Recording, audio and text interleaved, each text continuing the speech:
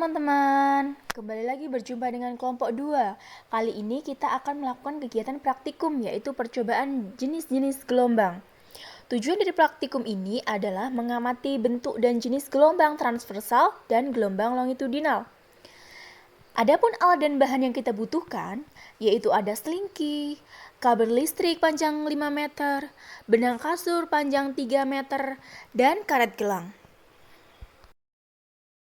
Adapun langkah kerja yang kita lakukan untuk percobaan bentuk dan jenis gelombang, yaitu yang pertama, ambil selingki, rentangkan di atas lantai yang licin. Ikat salah satu ujung selingki pada tinggi yang cukup, kokoh untuk menahannya, atau dipegang oleh teman Anda. Ujung yang lain dipegang sendiri. Yang kedua, usiklah ujung selingki yang Anda pegang itu dengan cara menggerakkan ujung selingki dengan cepat ke kiri lain, ke kanan. Amati gelombang yang terjadi pada selingki. Apa yang terjadi pada ujung selingki? Apa yang merambat pada selingki? Dan apa gelombang itu? Yang ketiga, yaitu usik lagi ujung selingki berulang-ulang seperti langkah sebelumnya. Amati arah getaran atau arah usikan dan arah rambat gelombang. Gelombang yang terjadi ini disebut gelombang transversal. Bagaimanakah arah getar dan arah rambat gelombang transversal itu? Langkah selanjutnya yaitu ikatlah karet gelang di tengah-tengah selingki.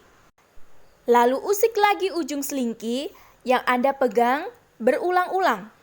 Amati karet gelang tersebut. Ketika gelombang berjalan, ikut berpindahkah karet gelang tersebut? Adakah energi yang membuat merambat melalui pegas? Jika ada, dari manakah asalnya? Selanjutnya, lakukan percobaan dari langkah A sampai dengan langkah D sekali lagi. Kali ini, selingki diganti dengan kabel listrik. Samakah hasilnya dengan menggunakan selingki? Dan jika ada perbedaannya, sebutkan. Ambil selingki. Rentangkan di atas lantai yang licin, ikat salah satu ujung pada tiang yang cukup kokoh atau dipegang oleh Anda. Ujung yang lain dipegang sendiri. Usiklah ujung selingki yang Anda pegang berulang-ulang dengan cara menggerakkan ujung selingki dengan cepat. Amatilah arah gerak atau arah usikan dan arah rambat gelombang-gelombang yang terjadi disebut gelombang longitudinal. Bagaimanakah arah getar dan arah rambat gelombang longitudinal tersebut? Apa perbedaan antara gelombang transversal dan gelombang longitudinal? Halo, jumpa lagi bersama kami di kelompok 2. Sekarang kita lanjut ke percobaan sifat pemantulan gelombang. Pada percobaan kali ini tujuannya yaitu mengamati sifat pemantulan gelombang. Adapun alat dan bahannya, yang pertama ada selingki, kemudian benang kasur, dan yang terakhir adalah kerikil. Cara kerja dari percobaan sifat pemantulan gelombang yang pertama, lakukan percobaan tersebut di kolam, di bak air atau di bejana yang berisi air. Jatuhkan kerikil ke atas permukaan air. Kemudian, amati gelombang yang terjadi di permukaan air tersebut. Bagaimana kira-kira bentuk gelombangnya? Kita harus memperhatikan sisi kolam, bak atau bejana yang dikenai gelombang.